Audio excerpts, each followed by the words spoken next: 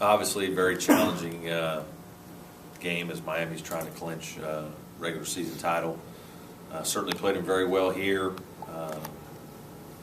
Thought our guys defended at a very high level and played pretty smart. We just didn't execute well enough offensively, and certainly Miami had something to do with that. They're a big, strong team, and it's hard to score around the basket against them. But it was a great first game, and we hope to go down there, play well, and put ourselves in another position where we have a chance to win in the end. You look at this game and what happened the other day. You mentioned it before. It seems like every time you go to play somebody, they're coming off a loss. It seems like or an emotional win, one of the two.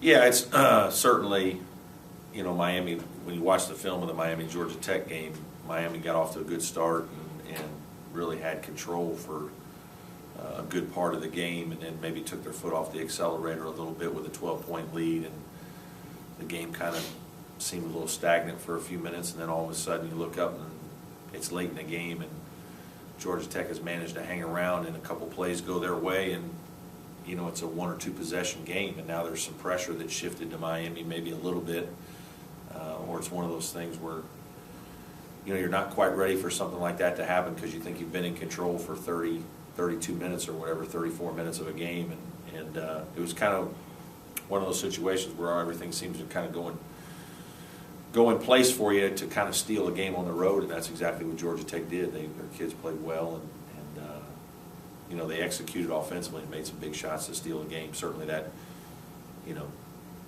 I'm sure got Miami's attention here even more, and with a lot on the line, I'm sure they're going to be ready with senior night and a chance to win the league outright. It'll be a big game for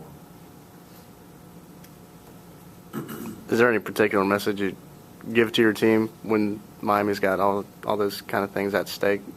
Not really. No, we're just trying to play good basketball and hopefully execute some things to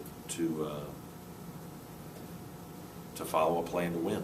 And if you hope to put yourself in position to win games at the end, especially on the road, and as a coach, that's one of the things that you try to do is put your guys in a position to where in the last 5 minutes of a game on the road they have a chance.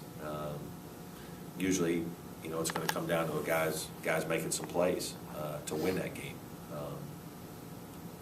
Certainly Georgia Tech had Bolden and